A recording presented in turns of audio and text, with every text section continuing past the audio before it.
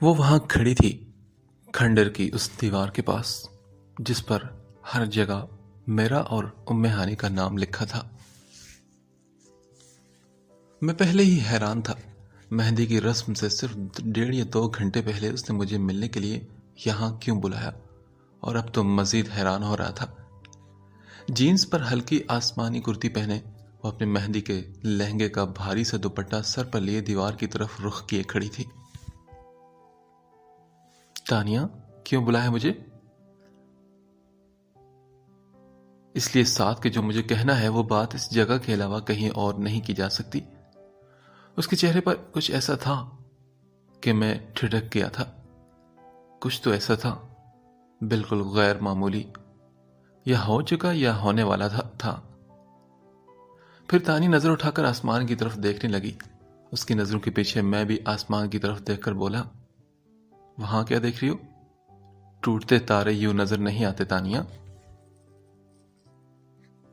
ہاں صحیح کہا ساتھ تم نے، وہ آسمان پر ٹھہرتے ہی کب ہے، بس چند لمحوں کے لیے نظر آتے ہیں۔ کتنی تھوڑی سی زندگی ہوتی ہے نا ان کی، خوابوں کی طرح پلکیں بند کرنے سے پلکیں کھولنے تک۔ مگر ساتھ اگر خوابوں کی زندگی اتنی ہی کم ہوتی ہے تو ہم ان میں پوری زندگی کیسے جی لیتے ہیں؟ اس کے سوال کا میرے پاس تو کوئی جواب نہیں تھا، اس لیے میں فقط اتنا ہی کہہ پایا، اچھی لگ رہی ہو تم اس دوپٹے میں، اور تم بھی بہت اچھے لگ رہے ہو سعد۔ اس نے مسکرا کر مجھے دیکھا۔ علی کی ضد پر میں نکلتے ہوئے اپنے مہندی کا کرتا پہن آیا تھا، ورنہ وہ کسی صورت مجھے چھوڑنے پر تیار نہیں تھا۔ اور ساتھ تم اور بھی اچھے لگتے اگر، یہ کہتے ہوئے میرے قریب آئی اور میرے کرتے کے گریبان کا اوپری بٹن بند کرتے ہوئے کہنے لگی، اگر خوش ہوتے ساتھ۔ ہاں میں خوش تو ہوں۔ میں جانتا تھا کہ میرا لہجہ بالکل کھوکھلا بلکہ مرا ہوا ہے، اس لیے میں نے اپنی مسکراہٹ اس میں روح پھونکنے کی کوشش کی، کیونکہ میری یہ مسکراہٹ میرے لہجے سے بھی زیادہ مری ہوئی تھی، اور میری یہ کوشش ناکام ہوئی۔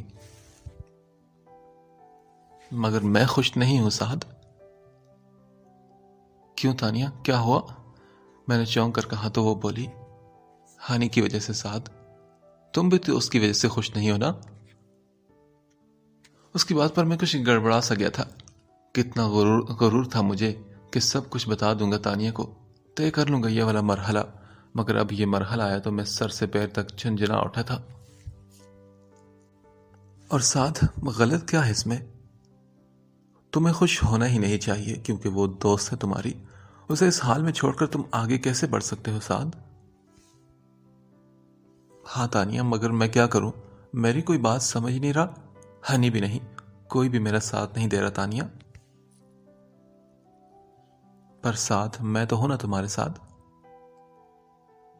میں بھی تمہارے ساتھ ہوں تانیہ، لیکن میں کہتے کہتے جھجک کر رکا اور وہ زور سے ہنس پڑی۔ ایک بڑی ہی تکلیف دہ ہنسی تھی اس کی۔ بات ہم دونوں کی ایک ہی ہے، مگر لفظوں کی ترتیب مار دیتی ہے، اور یہ لیکن تو واقعی مار دیتا ہے سعد۔ ہاں، اور شاید بھی یہ دونوں لفظ نہیں ہونے چاہیے تھے ہماری زندگیوں میں نے آہ بھرتے ہوئے کہا، اور تانیہ نے کہا، مگر یہ ہے سعد، کیا کریں ان کا؟ محبت کا لفظ شروع شاید سے ہوتا ہے اور ختم لیکن پر ہوتا ہے۔ تم سچ کہتے تھے سعد، مجھے تم سے محبت نہیں کرنی چاہیے تھے۔ یہ کہتے اس کی آنکھوں میں آنسو آ گئے تھے۔ اور ساتھ یہ بہت ہی ظالم چیز ہے محبت، بہت ہی ظالم۔ یہ محبت خبیث کچھ کھا کے مر کیوں نہیں جاتی؟ اس کی لبوں پر ایک مسکراہٹ آ گئی تھی اور آنکھوں میں نمی تھی۔ میں خاموشی سے اسے دیکھتا گیا اور جان گیا کہ اب مجھے اسے کچھ بتانے کی ضرورت نہیں۔ اور پھر ہوا میں بانسروں کی آواز گونجی۔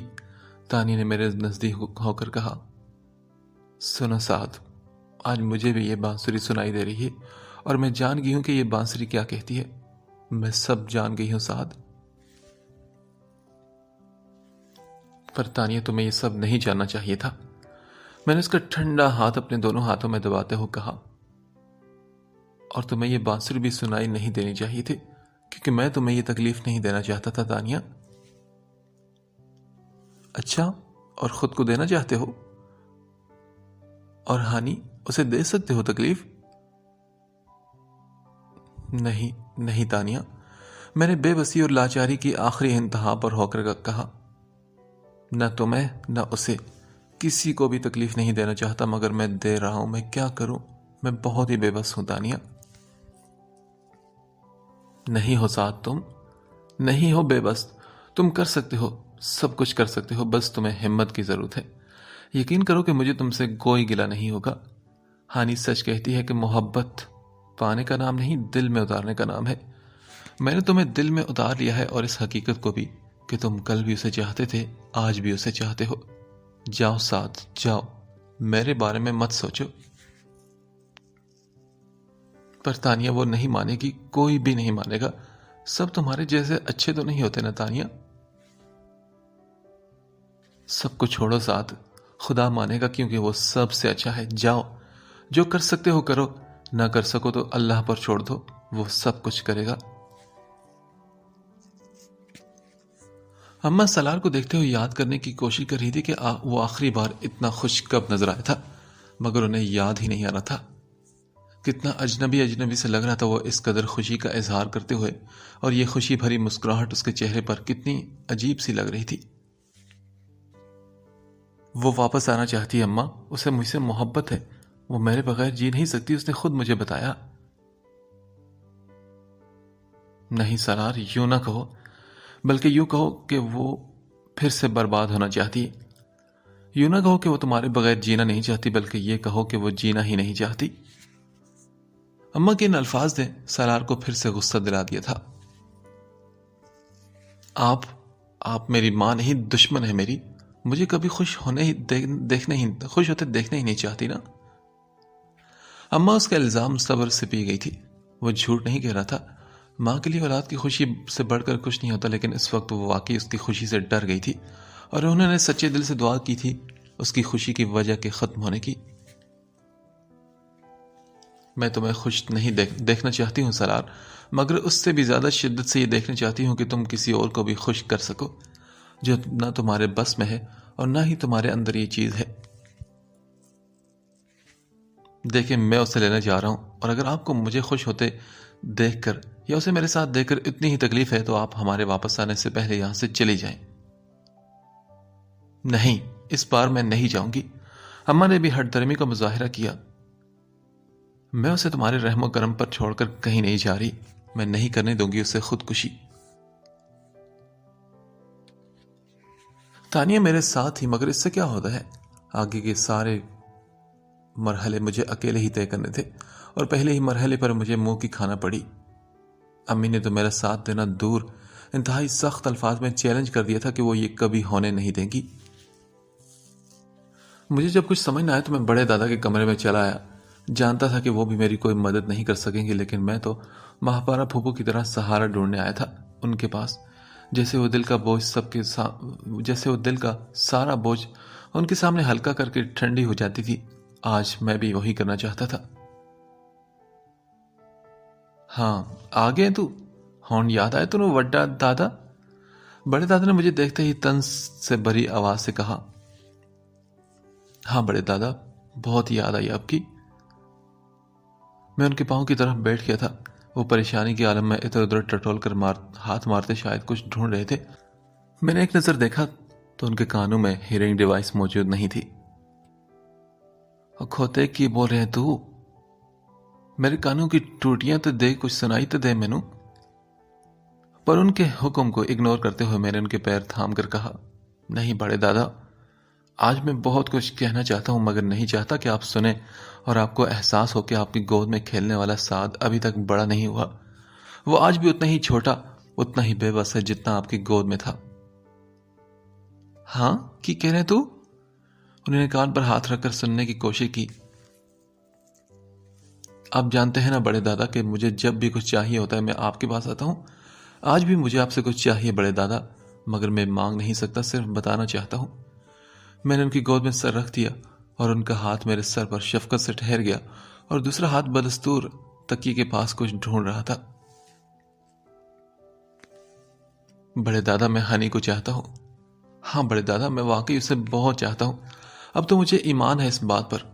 بہت سال میں نے اس وہم میں گزار دی تھے کہ شاید وہ محبت نہیں تھی، صرف اٹریکشن تھی، کم عمری کی نادانی تھی، یا بچپن کی کوئی وابستگی، یا پھر شاید ایک دشمنی، مسترد کیے جانے کا دکھ، مگر محبت نہیں تھی شاید۔ اور اب کئی سال بعد اسے دیکھ کر دل پھر سے بہکا تو لگا کہ نہیں، ابھی بھی یہ محبت نہیں، شاید ہمدردی ہے، مگر بڑے دادا سب شاید ہار گئے میرے، کیونکہ یہ محبت ہی ہے، خدا کی قسم یہ محبت ہے۔ اب کہ میں رونے لگا اور ان کا ہاتھ محبت سے میرے سر کو تھپک رہا تھا۔ بڑے دادا میں کیا کروں؟ میں بہت بے بس، بہت مجبور ہوں۔ میں اسے پانے کے بعد گنوانا نہیں چاہتا، لیکن اب کچھ بھی میرے ہاتھ میں نہیں، میں وقت کو روک نہیں سکتا۔ اچانک ان کا ہاتھ میرے سر سے پھسل کر نیچے گرا تو میں نے چونک کر سر اٹھایا۔ سب سے پہلا جھٹکا ان کے کانوں میں لگے ہیئرنگ ڈیوائس کو دیکھ کر لگا، جو نہ جانے کب سے وہ ڈھونڈ کر لگا چکے تھے اور میری ساری باتیں سن چکے تھے۔ دوسرا جھٹکا ان کے بے جان ہوتے بازو اور پتھرائی آنکھوں کو دیکھ کر لگا۔ بڑے دادا، میں نے انہیں کندھوں سے پکڑ کر جھنجھوڑنا چاہا اور زور سے چلا اٹھا، بڑے دادا! ماہپارا پھپھو جو دلیا لے کر اندر آ رہی تھی، ٹرے پھینک کر چلاتی ہوئے باہر نکلی۔ بھابھی، رضوان بھائی صاحب! باہر مہندی کی تقریب شروع ہو چکی تھی، ببلی ڈھولک سنبھال چکی تھی اور خالہ بطول نے اپنی آواز میں کسی پرانے ٹپے کے سر بھی ابھی نکالے ہی تھے کہ ماہپارا پھپھو روتی پیٹتی وہاں پہنچ گئی۔ دادا جی ہمیں چھوڑ کر چلے گئے۔ ان کی بات پر سبھی بجلی کی سی تیزی کے ساتھ ان کی طرف ان کے پیچھے لپکے تھے۔ صرف ایک امی تھی جو شوق کی کیفیت میں وہیں کی وہیں رہ گئی تھی۔ وہ سمجھ گئی تھی کہ اب چاہ کے بھی وہ اپنے کہے الفاظ کو پورا نہیں کر سکتی، کم از کم فی الحال تو نہیں۔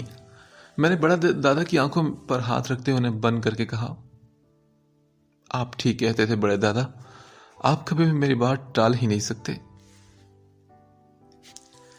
ایک کے بعد ایک سبھی روتے ہوئے کمرے میں داخل ہو رہے تھے اور میں بڑے دادا سے اپنے دل کی آخری بات کہہ رہا تھا۔ آپ صحیح کہتے تھے بڑے دادا، آپ میری خوشی پوری کرنے کے لیے کچھ بھی کر سکتے ہیں، کچھ بھی۔ ساتھ یہ دادا جی، ابو نے بھی صدمے سے چور انداز میں میرے کندھے کو دباتے ہوئے کہا، ہائے میرے اپنے لاڈلے پوترے دیویاتے ہی چلے گئے۔ اب خالہ بطول کے بین شروع ہو گئے تھے۔ ہائی کوئی مرن جانیوں میراثوں سے ڈھولک تو بند کروائے، اور کوئی یہ بتیاں تو اتروائے حویلی سے۔ اب کس بات کی رونقیں، اب کدھر ہونی ہے شادی؟ ویا والے گھر تو ہو گئی ہے موت۔ خالہ بطول کی بات پر امی پھٹی پھٹی آنکھوں سے بڑے دادا کے مردہ وجود کو دیکھتی جا رہی تھی۔ ایک ان ایکسپیکٹڈ بات کے بعد دوسری ان ایکسپیکٹڈ بات میری منتظر تھی۔ بڑے دادا کی آخری سفر کی تیاریاں تھی۔ حویلی کے دالان کے بالکل بیچوں بیچ ان کی پھولوں سے ڈھکی میت رکھی ہوئی تھی۔ فضا میں فاتح خانی کی آوازیں گونج رہی تھی، اندر سے کہیں رونے کی آواز بھی گاہے بگاہے باہر آ ہی جاتی تھی کہ تبھی سامنے سے آتی گاڑی کو دیکھ کر میں چونکا۔ وہ سالار اعظم تھا۔ اسے دیکھ کر میرے اعصاب تن گئے۔ اس کا یہاں بڑھتے دیکھ کر میں دری سے اٹھا اور اس کی طرف جانے لگا۔ ابو تو گھبرا کر میرے پیچھے آئے۔ کیوں آئے ہو تم یہاں؟ میں نے شدید نفرت اور غصے سے اسے گھورتے ہوئے کہا، جبکہ اس کا سکون اور ڈھٹائی تو قابل دید تھی۔ میں آیا نہیں، مجھے بلایا گیا ہے۔ دیکھو تم ابھی اور اسی وقت یہاں سے چلے جاؤ، ورنہ… قریب تھا کہ میں اسے دھکے دیتا۔ ابو میرے کندھے پر ہاتھ رکھ چکے تھے۔ سعد، بیہیو یور سیلف۔ پھر اپنا غصہ چھپاتے ہوئے سالار کو اندر آنے کی دعوت دی۔ آئیے سالار آپ۔ سالار ایک دل جلانے والی مسکراہٹ سے مجھے دیکھتا ان کے پیچھے آیا۔ میرے اندر تو بے چینی سی بھر گئی تھی۔ وہ کیوں آیا ہے؟ کس لیے؟ اور کس نے بلایا اسے؟ کیا امی نے؟ مگر کیوں؟ ان سب سوالوں کے جواب اس کے ساتھ ہی اندر جا چکے تھے۔ میں جاننا چاہتا تھا کہ وہ ابو سے اب کون سی نئی چال چل رہا تھا، مگر تبھی جنازہ اٹھنے کا وقت ہو گیا۔ بڑے دادا کو دفن کرنے اور نماز جنازہ کے دوران ظاہر ہے میں ابو سے کچھ پوچھ نہ سکا، اور وہ بھی بالکل چپ تھے، بہت ہی سنجیدہ بھی۔ قبر پر مٹی ڈالنے کے بعد میں نے فاتحہ کے لیے ہاتھ اٹھائے جب میرے جیب میں فون وائبریٹ ہونا شروع ہوا۔ دعا پڑھنے کے بعد میں نے فون نکال کر میسج چیک کیا تو تانیہ کا پیغام تھا۔ سعد، وہ جا رہی ہے، اسے روک لو، تم ہی ہو جو اسے روک سکتے ہو۔ میں اپنے حصے کا کام کر چکی ہوں سعد، اور اب سب تمہارے ہاتھ میں ہے۔ اس کا میسج پڑھ کر میں جان گیا کہ سالار کو کس نے بلایا تھا۔ وہ بیگ میں اپنا سامان رکھ رہی تھی جب میں ایک دھماکے سے دروازے کو کھول کر اندر داخل ہوا۔ یہ میں کیا سن رہا ہوں ہنی؟ تم سالار کے ساتھ واپس جا رہی ہو؟ ہاں، وہ خود چل کے آیا ہے۔ بڑے دادا کے جنازے میں بھی شرکت کی۔ اس کا مطلب یہ تھا کہ وہ مجھ سے تعلق جوڑنا چاہتا ہے، اس لیے۔ ہانی سکون سے پیکنگ کرتے ہوئے کہہ رہی تھی، مگر تم نہیں چاہتی، پھر کیوں جا رہی ہو تم اس ذہنی مریض کے ساتھ خود کو درندگی کے لیے پیش کرنے کے لیے؟ میں تب کر بولا اور ساتھ ہی بھڑک اٹھا تھا۔ وہ میرا ہسبینڈ ہے سعد، اور تمہاری بھی تو شادی ہونے والی ہے۔ تمہیں یہ سوچنا چاہیے کہ گھر بنائے رکھنے کے لیے کیا کیا کرنا پڑتا ہے۔ فی الحال تو میں نے بڑے دادا سے یہ سیکھا ہے کہ جب کوئی کسی کے لیے کچھ نہ کرنے پر آئے تو کس حد تک جا سکتا ہے۔ میری مشکل آسان کرنے کے لیے وہ جان تک سے چلے گئے، اور تم ان کا یہ احسان ضائع کرنا چاہتی ہو؟ دیکھو، اب اس حادثے کی وجہ سے یہ شادی تو ڈیلے ہو چکی ہے۔ میرے پاس اب بہت وقت ہے حالات ٹھیک کرنے کا۔ میں امی کو منا لوں گا اور ابو کو سمجھا دوں گا۔ بس تم چاہتے کیا ہو سعد؟ ہاں، وہ بھی غصے سے پھٹ کر بولی، کیا میں سب کی نظروں میں گر جاؤں یہ چاہتے ہو؟ ہر ایک مجھ سے پر انگلی اٹھائے کہ میں نے اپنا گھر اس لیے خراب کیا کہ میں تم میں دلچسپی رکھتی تھی۔ میں اپنے شوہر کو تمہارے لیے چھوڑا۔ ابھی سب مجھ سے ہمدردی کریں اور پھر اس وقت کیا کریں گے؟ نفرت۔ اور تانیہ، اس کی محبت کے جواب میں اسے یہ سب دوں؟ ہنی، تانیہ جان چکی ہے سب، اور وہ خود بھی اب ہم دونوں کے درمیان نہیں آنا چاہتی۔ پھر تم کیوں جانا چاہتی ہو؟ ہاں، سالار کے پاس کیوں؟ میں نہیں جانا چاہتی، نہیں بننا چاہتی دوبارہ سے برف کا وہ ڈھیر، مگر سعد، تم مجھے ایسا کرنے پر مجبور کرے ہو۔ بات کرتے ہوئے ایک دم رو پڑی تھی۔ میں نے تمہاری ضد کی وجہ سے یہ فیصلہ کیا ہے سعد۔ خدا کے لیے رحم کرو مجھ پر اور چلے جاؤ مجھ سے دور۔ ایک بات بتاؤ سعد، اس نے اپنے ہاتھ سے آنسو صاف کرتے ہوئے پوچھا، تمہارے لیے ضروری کیا ہے؟ مجھے پانا یا مجھے سالار جیسے شخص سے آزاد دیکھنا؟ میرے لیے سب سے زیادہ ضروری تمہاری خوشی ہے، مگر یہ مت کہنا کہ تمہاری خوشی سالار کے پاس لوٹنے میں ہے۔ میں تمہارا جھوٹ پکڑ سکتا ہوں۔ اچھا ٹھیک ہے، نہیں کہتی، مگر میری خوشی تمہاری اور تانیہ کی شادی میں ہے۔ میری خوشی اس الزام سے بچنے میں ہے کہ میں یہ شادی ختم کرانے کی وجہ بنی۔ میں سالار سے طلاق لوں گی۔ ہاں سعد، میں اپنی زندگی پورے حق سے جیوں گی۔ خدا کی دی گئی اس نعمت کو کسی کی بھینٹ نہیں چڑھنے دوں گی۔ اپنی نئی راہ تلاش کروں گی، مگر تمہارے لیے نہیں سعد، نہ تمہارے ساتھ۔ میں ڈائیورس لوں گی، مگر تمہاری اور تانیہ کی شادی کے بعد۔ اب بتاؤ، پوری کرو کہ میری خوشی؟ وہ سوال بن کر میرے سامنے کھڑی تھی، اور ایک بہت ہی مشکل سوال۔ ہنی، ایسا کیسے کر سکتا ہوں میں؟ سعد، تم بہت محبت کرتے ہو نا مجھ سے؟ وہ مجھے اور میری محبت کو کسوٹی پر پرکھ رہی تھی۔ اگر تم مجھ سے محبت کرتے ہو سعد، تو مجھے دو وہ خوشی۔ اور اب میں اسے خالی ہاتھ کیسے لوٹاتا؟ بھلے مجھے خود ساری عمر خالی ہاتھ رہنا ہوتا۔ میں ایسے ہی سر جھکائے پلٹ گیا، چپ چاپ۔ میری چپ اب بھی نہ ٹوٹی تھی جب وہ سالار کے ساتھ جا رہی تھی اور ساری حویلی سے دعاؤں تلے رخصت کرنے باہر تک آئی تھی۔ میں یوں ہی پتھرائی آنکھوں سے اسے جاتے دیکھتا رہا، اور میری چپ تب بھی نہ ٹوٹی جب تانیہ مجھے آخری لمحے تک اسے روکنے کے لیے اکساتی رہی۔ ہانی کے جانے سے میں کتنی اداسی ہو رہی ہے پوری حویلی میں نا۔ اسے رخصت کرنے کے بعد اندر آتے ہوئے ماہپارہ پھوپھو نے خالہ بطول سے کہا۔ میں امی کو دیکھنے لگا، صرف وہ تھی جو اس کے جانے پر کافی پرسکون نظر آ رہی تھی۔ سوگ کا ماحول تو ویسے بھی رہے گا ابھی کچھ دن، خالہ گھٹنوں پر ہاتھ رکھتے ہوئے بیٹھتے ہوئے بولی تھی۔ آخر ایک جی کم ہوا ہے، موت والا گھر ہے۔ ہاں، ماحول میں اداسی تو ہو جاتی ہے جب گھر میں کسی کی موت ہو۔ امی کے کہنے پر میری چپ ٹوٹ گئی۔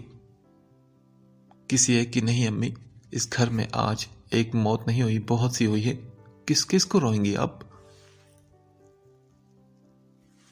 میں ماں ہوں اس کی، مگر وہ عرصے سے اپنے دل میں میرے لیے کتنی نفرت پالے بیٹھا ہے۔ نائلہ سعد کی بات سے اتنی دکھی ہوئی کہ ان کے آنسو ہی رک نہیں رہے تھے۔ اولاد کے دل میں نفرت نہیں، صرف گلہ ہوتا ہے، اور پھر اولاد بھی سعد جیسی۔ سعد کسی سے نفرت کر ہی نہیں سکتا۔ رضوان نے انہیں تسلی دیتے ہوئے کہا، پر کرتا ہے وہ رضوان، مجھ سے کرتا ہے، اس دن سے کرتا ہے جب میں نے اس کی مرضی جانتے ہوئے بھی ام ہانی کو، مگر رضوان میں اس کی ماں ہوں، دشمن نہیں، تبھی میں اس کا برا چاہتی تھی، نہ اب۔ کیا مطلب نائلہ؟ اب اس بات کا کیا ذکر؟ وہ الجھ کر بولے۔ ام ہانی بھی اپنے گھر گئی۔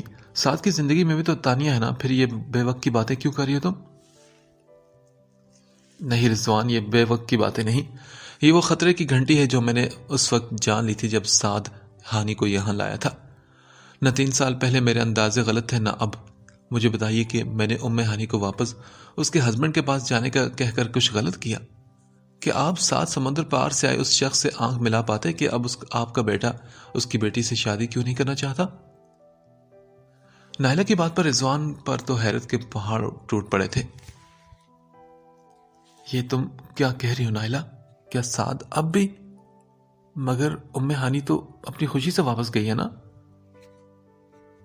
ہاں یہی تو میں کہہ رہی ہوں رضوان، کہ اس نے عقل مندی کا ثبوت دیا، لیکن سعد اس سب کا الزام بھی مجھے ہی دے رہا ہے، اپنی ماں کو۔ تم نے اسے کیسے جانے دیا سعد؟ تانیہ مجھ سے اب پوچھ رہی تھی۔ تانیہ وہ نہیں سمجھتی، کچھ بھی نہیں سمجھتی۔ اسے لگتا ہے کہ میری خوشیاں اس سے دور میں رہنے میں ہے۔ وہ مجھے وعدے میں باندھ گئی ہے کہ میں تم سے ہی شادی کروں۔ اور ریلی؟ اور تم یہ وعدہ نبھاؤ گے ساتھ؟ وہ طنز کرتے ہوئے پوچھنے لگی، اور میں نے کہا ہاں نبھاؤں گا، کیونکہ میں ہمیشہ سے اس کے وعدوں میں بندھا ہوا ہوں۔ سوری سعد، پر مجھے کسی بندے ہوئے انسان سے تو شادی نہیں کرنی۔ تانی نے بھی اپنا فیصلہ سنا دیا، 2 ٹوک فیصلہ۔ اور یہ وعدہ تم نے کیا ہے سعد، میں نے نہیں۔ جاؤ جا کے اسے بتا دو سعد کہ تانیہ نے خود ایک کمزور شخص سے شادی کرنے سے انکار کر دیا ہے۔ تانیہ، میں کوئی کمزور انسان نہیں ہوں، میں صرف بے بس ہوں۔ سعد مجھے ایک بات بتاؤ کہ میں صرف ہانی کی خوشی کے لیے تم سے رشتہ کیسے جوڑ لوں؟ اس بے بس انسان سے جو اس لڑکی کے لیے کچھ نہ کر سکا، جو اس سے اسے محبت تھی، تو وہ میرے لیے کیا کرے گا؟ مجھ سے تو اسے محبت تک نہیں ہے۔ ام ہانی کو کمرے میں لانے کے بعد سالار نے پہلا سوال اسے کیا، اسے سنبھلنے کا موقع دیے بغیر۔ ام ہانی، میرے ایک سوال کا جواب سچ سچ دینا۔ تمہارے گھر والوں نے مجھ سے جو ڈائیورس کا مطالبہ کیا تھا، کیا تمہاری اجازت اور مشورے سے کیا تھا یا تمہاری لا علمی میں؟ ہانی تو خوف کے عالم میں اب بیٹھے اسے دیکھتی جا رہی تھی۔ میں جانتا ہوں کہ تم اس بات سے بالکل بے خبر ہوگی، تمہیں کچھ نہیں بتایا ہوگا کسی نے، ہے نا؟ اب اس کا لہجہ قدرے نرم تھا، وہ اس کی طرف بڑھ رہا تھا اور وہ قدم قدم پیچھے سرک رہی تھی۔ سالار کا نرم لہجہ اسے مزید خوف میں مبتلا کرتا تھا۔ تم کیسے مجھ سے علیحدہ ہونے کا سوچ سکتی ہو؟ کیسے طلاق کی بات کر سکتی ہو؟ میں جانتا ہوں یہ سب ان لوگوں کی چال تھی، بس میں تمہارے منہ سے سننا چاہتا ہوں۔ نہیں۔ شدید خوف اور دہشت کے عالم میں بھی وہ خود کو سچ بولنے سے روک نہ سکی۔ جھوٹ بول کر وہ اپنی جان بچا سکتی تھی، مگر اس نے سچ کہا۔ کسی نے کوئی چال نہیں چلی، میری رضامندی کے بعد ہی انہوں نے آپ سے طلاق۔ اس کی بات پوری ہونے سے پہلے ہی سالار نے ایک زوردار تھپڑ اسے دے مارا۔ کیا کہا تم نے؟ تم نے خود؟ وہ آپے سے باہر ہو کر زور سے چیخا۔ تم نے مجھ سے طلاق لینی چاہیے؟ طلاق؟ تم جانتے ہو یہ لفظ میرے کانوں کے لیے زہر ہے، میری روح پر لگا گھاؤ ہے یہ منحوس لفظ۔ اس نے پاؤں کی ٹھوکر سے اس لیمپ کو گرا دیا جس کے زوردار چھناکے کی آواز رات کے اس پہر کے سناٹے میں گونج اٹھی تھی۔ تم ایک ناشکری عورت ہو، طلاق چاہیے تمہیں؟ ان عورتوں سے پوچھو جن کو بن مانگے ملتی ہیں طلاقیں، ہر روز ہر رات، اور تم خود چاہتی ہو؟ تم جانتی بھی ہو کہ طلاق کیا ہوتی ہے؟ ام ہانی جو اس کے تھپڑ سے بیڈ پر اوندھی جا گری تھی اور وہیں رو رہی تھی، سالار نے اسے بالوں سے پکڑ کر اٹھایا اور گھسیٹ کر بیڈ سے اتارنے لگا۔ تم نے نہ وہ کبھی عورتیں دیکھی نہیں جس کے منہ پر تھپڑ کی طرح طلاق لگتی ہے۔ سالار، دروازہ کھولو! اماں مسلسل بند دروازے پر دستک دے رہی تھی۔ دیکھو سالار، ایسا مت کر، وہ واپس آ گئی تمہارے پاس، تم اسے چاہتے ہو نا، وہ تمہارے لیے لوٹی ہے، قدر کرو اس کی۔ نہیں، چلی جائیں یہاں سے آپ، اندر سے وہ بھی دھاڑ کر بولا تھا۔ چلی جائیں ورنہ میں خود آپ کو دھکے دے کر اس گھر سے نکال دوں گا۔ نہیں سالار، تم ایسا نہیں کر سکتے۔ ان کی دستک نہیں روک رہی تھی، پر سالار نے کہا میں کر سکتا ہوں۔ کاش آپ کے ساتھ بہت پہلے ایسا ہوا ہوتا، آپ کو دھکے دے کر بے عزت کر کے نکالا گیا ہوتا تاکہ میری عزت تو میرے اندر زندہ رہتی۔ چلی جائیں آپ، چلی جائیں یہاں سے۔ نہ جانے اس کی بات میں ایسا کیا تھا کہ اماں کے ہاتھ رک کے ایک خاموشی چھا گئی جس میں صرف ام ہانی کی رونے کی آواز تھی، جس کے بال ابھی بھی سالار کی مٹھی میں جکڑے ہوئے تھے۔ دروازے کے اس پار اماں کے واپس جانے کا اطمینان ہونے کے بعد سالار نے آہستہ سے اس کے بال اپنے ہاتھ سے آزاد کیے اور پھر کہا، میں جانتا ہوں کہ تم جھوٹ بول رہی ہو، مجھے ستا رہی ہو نا، یہ بھی تمہاری ایک ادا ہے، ستانا، مجھ سے ناراض ہونا، اس لیے جان بوجھ کر مجھے تڑپانے اور میرا دل جلانے کے لیے ایسا کہہ رہی ہو۔ تم تو مجھ سے الگ ہونے کا سوچ بھی نہیں سکتی نا، تم مانگ ہی نہیں سکتی مجھ سے طلاق۔ نہیں، یہ جھوٹ ہے سالار۔ اپنے انجام سے باخبر ہونے کے باوجود وہ حوصلے سے سچ پر سچ کہتی جا رہی تھی۔ میں نے خود چاہا تھا کہ آپ سے الگ ہو جاؤں، اور میں دوبارہ ایسا چاہوں گی اگر آپ میرے ساتھ ایسے ہی پیش آتے رہے۔ میں نے آپ کو ایک موقع دیا ہے سالار، اور خود کو بھی۔ میں واقعی اچھی نیت سے آپ کے ساتھ یہ رشتہ نبھانے واپس آئی ہوں، لیکن یہ رشتہ آپ کو بھی نبھانا ہوگا، ورنہ میں پہلے کی طرح خاموشی سے آپ کے ظلم کا نشانہ نہیں بنوں گی سالار۔ نہ جانے کہاں سے اتنی ہمت لا کے وہ یہ سب کہے گی، مگر سالار کی ہمت جواب دیتی جا رہی تھی۔ اگر آپ نے دوبارہ مجھ پر ہاتھ اٹھایا تو میں… ابھی اس نے اتنا ہی کہا تھا کہ سالار نے اس پر تھپڑوں کی بارش کر دی۔ لو، اٹھا لیا میں نے تم پر ہاتھ، بار بار اٹھاؤں گا، کیا کر لو گی تم؟ ہاں، پھر سے مانگو گی ڈائیورس؟ مانگو، پر میں نہیں دوں گا، مر جاؤں گا مگر تمہیں ڈائیورس نہیں دوں گا، اور نہ ہی کسی تمہاری دھمکی میں آؤں گا۔ تم میرے ساتھ بھی رہو گی اور ویسے ہی جیسے میں چاہوں گا۔ نائلہ اسلم صاحب کی بات سن کر حیران تھی۔ اچانک جانے کا فیصلہ؟ مگر کیوں؟ رضوان بھی کچھ سمجھ نہیں پا رہے تھے۔ دادا جی کی جانے کی وجہ سے ہم ابھی شادی بے شک نہیں کر سکتے، لیکن آپ ایسے یہ کام ادھورا چھوڑ کر کیسے جا سکتے ہیں جس کے لیے آپ آئے تھے؟ ہاں بالکل، ٹھیک ہی تو کہہ رہے رضوان، اور پھر ہم سادگی سے فی الحال نکاح تو کر سکتے ہیں نا؟ نائلہ کی بیتابی عروج پر تھی، اور اسلم صاحب بے بسی سے تانیہ کو دیکھ کر رہ گئے، جو انہیں وضاحتیں پیش کرنے کے لیے تنہا چھوڑ کر اب لا تعلق بیٹھی تھی۔ آخر انہوں نے کہا، دراصل ایک تو میری مصروفیات اور دوسرا تانیہ بھی۔ اتنا کہہ کر وہ پھر سے تانیہ کو دیکھنے لگے۔ اکلوتی لاڈلی بیٹی نے کس مشکل میں ڈال دیا تھا ان کو۔ دیکھیں، مجھے احساس ہے آپ کی مصروفیات کا، مگر نائلہ کا کہنا بھی درست ہے، ہم ایک ہفتے کے اندر اندر سادگی سے نکاح کر دیتے ہیں۔ رضوان صاحب نے اس مسئلے کا حل نکالنا چاہا۔ یہ تو ایک فرض ہے، اور رسمات تو محض دل کی خوشی ظاہر کرنے کا ذریعہ، ضروری نہیں کہ یہ کام دام دھوم دھڑاکے سے ہی ہو۔ رضوان صاحب نے بات کو سنبھالتے ہوئے کہا۔ تبھی تانیہ بول اٹھی، انکل دراصل میں نے یونیورسٹی میں ایڈمیشن لے لیا ہے، میں آگے پڑھنا چاہتی ہوں، اور اگلے 2 سال میرے پاس شادی کے لیے بالکل وقت نہیں۔ اس کی بات پر نائلہ اور رضوان ایک دوسرے کو دیکھ کر رہ گئے، جبکہ اسلم صاحب نے ایک گہری سانس لی۔ ان کے بس میں جتنا تھا وہ تانیہ کو سمجھانے کی کوشش کر چکے تھے، اور اب بیٹی کی عجیب و غریب ضد کے سامنے ہتھیار بھی ڈال چکے تھے۔ پر تانیہ بیٹے، یہ اچانک…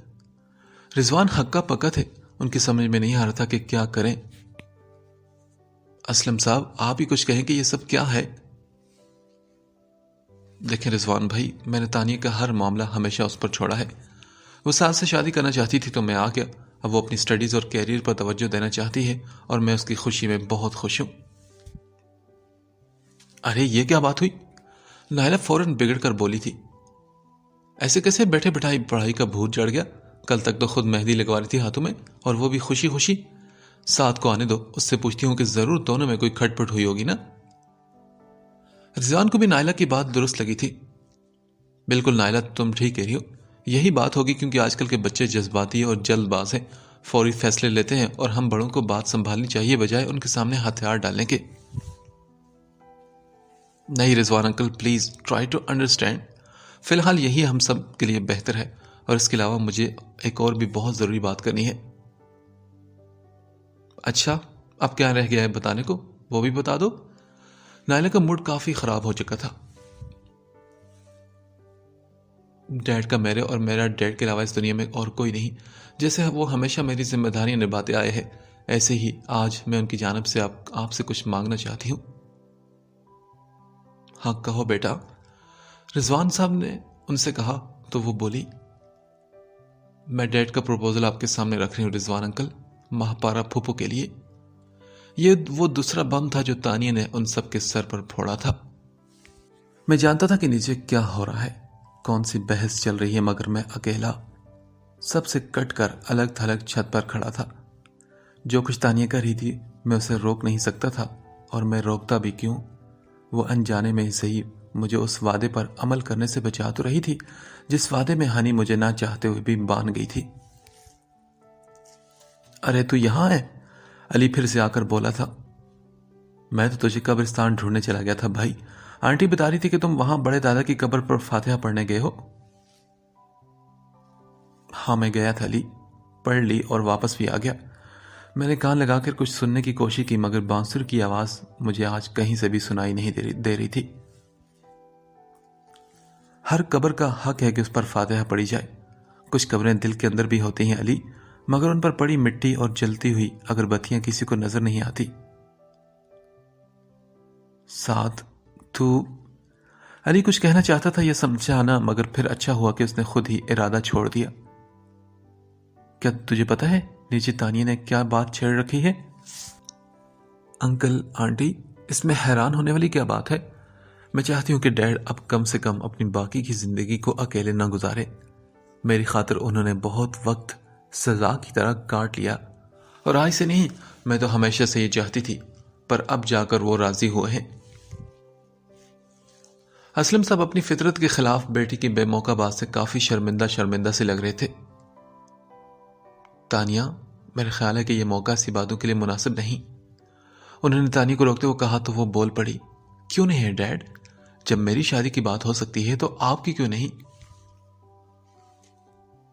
تمہاری اور ساتھ کی شادی کی بات میں اور اس بات میں بہت فرق ہے تانیہ۔ میں اندر داخل ہوا تو امی انتہائی غصے میں یہ بات کہہ رہی تھی۔ تم ابھی چھوٹی عمر کی ہو، ہماری روایات اور معاشرتی اقدار سے واقف نہیں، لیکن پھر بھی مجھے تم سے اتنی بچکانہ بات کی امید نہیں تھی۔ اور اسلم صاحب، آپ تو کافی سمجھدار ہیں، کیا کچھ سال ملک سے دور رہنے کے بعد آپ یہاں کی چیزوں کو بھول گئے ہیں؟ I'm sorry، میں نے تانیہ کو سمجھایا تھا، مگر اسلم صاحب کی معذرت پر تانیہ فوراً بولی، کیوں ڈیڈ، آپ کیوں شرمندہ ہو رہے ہیں؟ کوئی غلط بات نہیں کی ہم نے، اور آنٹی، کیا ہماری روایات میں گھر بنانا، سیٹل ہونا یا نکاح کرنا شامل نہیں ہے؟ تانیہ، ہر بات کا ایک وقت ہوتا ہے۔ امی لاجواب ہونے کے بعد بھی چپ نہیں رہی اور ابو کو بھی آنکھوں سے اشارہ کیا۔ تانیہ بیٹے، نائلہ ٹھیک کہہ رہی ہے، یہ بات واقعی بہت عجیب ہے نا؟ نہیں ابو، کیا عجیب ہے اس میں؟ میں نے آگے بڑھ کر تانیہ کا ساتھ دیتے ہوئے کہا، کیا یہ کہ انکل ایک جوان بیٹی کے باپ ہے، یا یہ کہ ماہپارا پھوپھو کی عمر زیادہ ہو چکی ہے، تو کیا زندگی پر دونوں کا حق نہیں رہا ابو؟ ساتھ تم چپ رہو، میں مزید اس بارے میں کوئی بات نہیں کرنا چاہتی۔ لوگ کیا کہیں گے کہ بھتیجے کے ہونے والے سسر کو پھوپھی نے؟ نہیں، ہر طرف بہت جگ ہنسائی ہوگی ہماری۔ پھر سے آپ کو وہی خوف ہے امی؟ پھر سے لوگوں کی باتوں کا ڈر؟ ایک بار پھر دنیا کی خاطر جیتے جاتے انسانوں کی قربانی دینا چاہتی ہیں؟ اب کب تک چلے گا یہ؟ میں اب اسلم انکل کے سامنے جا کر کھڑا ہو کر بول رہا تھا، انکل آپ مجھے بتائیں، کیا آپ پھوپھو سے شادی کرنا چاہتے ہیں؟ ابو نے مجھے روکنا چاہا۔ سعد رکو۔ نہیں ابو پلیز، آج مجھے آپ بات کرنے دیں۔ آپ خود ہی تو کہتے ہیں نا کہ میں اب بڑا ہو گیا ہوں اور مجھے اپنی ذمہ داریوں کا احساس ہونا چاہیے، تو پھوپھو بھی میری ذمہ داری ہے ابو۔ بتائیے انکل، کیا آپ خوش رکھ سکیں گے انہیں، نبھا سکیں گے یہ تعلق؟ ہاں آف کورس سعد بیٹا، یقیناً، انہوں نے پورے کانفیڈنس کے ساتھ ہاں کرتے ہوئے کہا۔ ٹھیک ہے، میں پھوپھو سے پوچھ کر آپ کو جواب دے دوں گا، ان کی مرضی بھی ضروری ہے، ہم سب کی مرضی سے زیادہ۔ سعد، یہ کیا کر رہے ہو تمہیں کچھ احساس بھی ہے؟ امی نے غصے سے گھورتے ہوئے مجھے کہا۔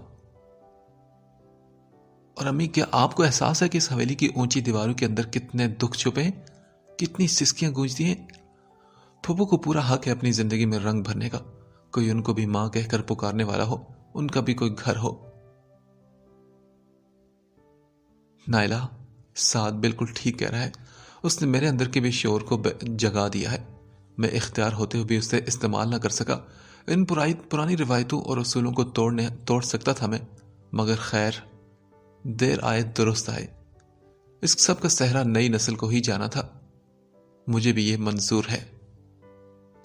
رضوان صاحب نے نائلہ کو سمجھاتے ہوئے اپنا فیصلہ سنا دیا تھا۔ ماہپارہ پھپھو سر جھکائے بیٹھی تھی اور ان کے آنسو ٹپا ٹپ ان کی گود میں دھرے ہاتھوں پر گر رہے تھے۔ میں پیروں کے بل ان کے پاس بیٹھا اور ان کے ہاتھ اپنے ہاتھ میں لیتے ہوئے وہی سوال پوچھا۔ بولیں پھپھو، یہ آپ کی زندگی کا سوال ہے، فیصلہ آپ کو کرنا ہے، مجھے ابو نے ہی کہا ہے کہ آپ کی مرضی جاننے کو۔ میری بات پر وہ یوں ہی چپ رہی تو میں نے محض ان کے لب کھلوانے کے لیے تھوڑا سا شوق ہو کر کہا، دیکھیں ویسے تو میں آپ کی مرضی جانتا ہوں، دل آ گیا ہے آپ کا بھی انکل پر۔ میری اس بات پر انہوں نے فوراً مجھے سر اٹھا کر گھورا اور ساتھ ہی ایک دھپس بھی مجھے ماری۔ لیکن پھپھو، مجھے آپ کی بات آگے بھی پہنچانی ہے، اس لیے آپ کو بولنا پڑے گا۔ پھیکی سی مسکراہٹ کے ساتھ میں نے مزید بولنے پر اکسایا تو پھپھو نے کہا، سعد، مجھے ڈر لگ رہا ہے۔ پھپھو، ڈرنے کی بالکل ضرورت نہیں، اسلم انکل تو بالکل سادہ سے انسان ہیں اور ڈرنا تو ان کو چاہیے آنے والے وقت سے، کیونکہ وہ خود شیر کی کھچار میں ہاتھ ڈال بیٹھے ہیں۔ میرے مذاق پر وہ فوراً بول اٹھی، سعد تم سمجھ نہیں رہے نا، مجھے لوگوں کی باتوں کا ڈر ہے، سب لوگ کیا کہیں گے۔ کہنے دے سب کو، آپ پہلے بھی تو سب کی اناپ شناپ باتیں سنتی آ رہی نا، آپ کی شادی اب تک نہ ہونے پر بھی سبھی باتیں سناتے ہیں، اب ہو جانے پر سنائیں گے تو مسئلہ کیا ہے، اور آپ کون سا یہاں ہوں گے یہ سب سننے کے لیے۔ دیکھیں پھپھو، آپ اسلم انکل کے ساتھ یہاں سے بہت دور ایک پرسکون اور مکمل زندگی گزارنے جا رہی ہیں، اس لیے ڈرے مت، یہ آپ کا حق ہے جو دیر سے مل رہا ہے، اب آپ کو فیصلہ کرنے میں مزید دیر نہیں کرنی چاہیے۔ میں نے انہیں تسلی دی تو وہ ہاں میں سر ہلانے لگی۔ نکاح کے موقع پر یوں گردن ہلا دینے کو لڑکی کی رضامندی اور ہاں سمجھا جاتا ہے، کیا میں بھی اس کا یہی مطلب سمجھ لوں؟ میں نے ان سے آخری سوال کیا تو وہ مسکرا پڑی اور میں یہ مرحلہ سر کر لینے کی خبر سنانے کے لیے وہاں سے آگے بڑھ گیا۔ کیا تمہیں اندازہ ہے کہ ڈائیورس کیا ہوتی ہے؟ سالار اس کے بازو میں انگلیاں کھبوئے پوچھ رہا تھا۔ کیا آپ کو اندازہ ہے سالار کہ یوں خود کو کچلتے مسلتے دیکھ کر بھی اس شخص کے ساتھ زندگی گزارنا کیا ہوتا ہے؟ ام ہانی نے الٹا اس سے سوال کیا۔ ہاں، اندازہ ہے مجھے۔ اس کی آنکھیں نشے کی زیادتی سے سرخ ہو رہی تھی۔ تم نہیں جانتی ہانی، میں کئی سال اس جہنم میں جلا ہوں۔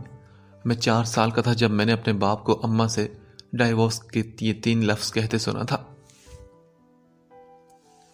سالار کی یہ بات ام ہانی کے لیے نئی تھی، وہ تو یہی جانتی تھی کہ اماں بیوہ ہے اور وہ انہیں طلاق یافتہ بتلا رہا تھا۔ تب میں نہیں جانتا تھا ام ہانی کے طلاق کیا ہوتی ہے، پھر جانے لگا کیونکہ سال میں 3-4 بار میں یہ تحفہ اماں کی جھولی میں گرتے دیکھتا تھا۔ ام ہانی مزید حیران ہوئی تو وہ بولا، ہاں، اور پتہ نہیں 4 سال کی عمر میں نے جو تمغہ اپنی ماں کو سجائے دیکھا وہ اس سے پہلے بھی کتنی بار ان کو مل چکا تھا۔ مگر سالار، اماں تو… ام ہانی نے کچھ کہنا چاہا تو وہ بولا، ہاں، وہ اس سب کے بعد بھی اس شخص کا نام اپنے نام کے آگے لگائے رکھی کہ کوئی نام ایک بڑے آدمی کا تھا۔ وہ نام انہیں معاشرتی اور معاشی تحفظ دینے کی ضمانت تھا۔ ان میں حوصلہ نہیں تھا اس نام کو اپنے نام کے آگے سے ہٹا کر اسے اپنے طور پر جینے کا۔ انہیں عزت کی زندگی نہیں، صرف نام چاہیے تھا اس کا۔ میری حسرت رہی کہ کسی دن میری ماں میری اور میری بہن کی انگلی تھام کر اس اونچے محل سے نکلے گی اور اپنے طور پر میں عزت سے سر اٹھا کر فخر سے انہیں اپنی ماں کہہ سکوں گا۔ میں انتظار کرتا رہا کسی دن ان کا صبر کسی دن جواب دے گا، مگر وہ اپنے سب آنسو اپنے اندر اتار لیتی تھی۔ رات کو ملنے والے اس تمغے کے باوجود وہ روز صبح ایک ایسی مسکراہٹ کے ساتھ دنیا کا سامنا کرتی کہ مجھے عورت کی مسکراہٹ سے ہی نفرت ہوگی۔ یہ ایک مصنوعی بے رنگ نقاب ہوتی ہے یہ مسکراہٹ اور آنسو۔ آنسو سچے ہوتے ہیں ہانی، کیونکہ وہ دل سے نکلتے ہیں۔ آنسو بہانے والی عورت بزدل نہیں، پاک ہوتی ہے۔ اور جب میں نے پہلی بار تمہیں چھوٹی سی تکلیف پر روتے دیکھا کہ میں سمجھ گیا کہ تم وہ عورت نہیں اور نہ کبھی ہو سکتی ہو جو صرف دنیا کو دکھانے کے لیے خود پر جھوٹی مسکراہٹ اوڑھ لے۔ مگر تم بات کرتے ہو اچانک وہ پھر سے جنونی بن گیا۔ تم وہی بنتی جا رہے ہو مہانی، پر میں تمہیں وہ نہیں بننے دوں گا۔ تمہیں آنسو سے ہر روز اپنا وجود پاک کرنا ہوگا میرے لیے۔ سالار، آپ کس بات کا تعلق کس بات سے جوڑ رہے ہیں؟ میں نہیں جانتی کہ اماں کے ساتھ کیا حالات رہے اور انہوں نے جو کیا اس کی وجہ کیا رہی ہوگی۔ ضرور ان کی کوئی مجبوری ہوگی، لیکن آپ اس تکلیف کی سزا جو آپ کی ملی مجھے کیوں دے رہے ہیں؟ نہیں ام بہانی، میں تمہیں سزا نہیں دے رہا، تکلیف بھی نہیں دے رہا، نہ ہی دے سکتا ہوں۔ بہت پیاری ہو تم مجھے، میں تو تمہیں سونے سے کندن بنا رہا ہوں، اور کندن بننے کے لیے بھٹی میں جلنا پڑتا ہے۔ یہ کہتے ہوئے سالار کی آنکھوں میں ایک دم جہنم کی بھٹیاں دہک اٹھی تھی۔ سادگی سے نکاح اگلے روز ہی ہونا قرار پایا تھا، تاکہ اسلم انکل جلد سے جلد ماہپارہ پھوپھو کے کاغذات بنوا کر انہیں اپنے پاس بلوا سکیں۔ تم میرے بیٹے ہو سعد، میرے راج دلارے، مگر آج تم نے باپ یا بڑے بھائی والا فرض ادا کیا ہے۔ پھوپھو نے نم آنکھوں کے ساتھ میرا ماتھا چومتے ہوئے کہا۔ افسوس اس بات کا ہے پھوپھو کہ میں وہ فرض نہیں ادا کر پایا جو کرنا چاہیے تھا۔ میں نے گلا امیز نظروں سے امی کو دیکھا، وہ میرا مطلب جان کر اپنی نگاہیں چرا گئی۔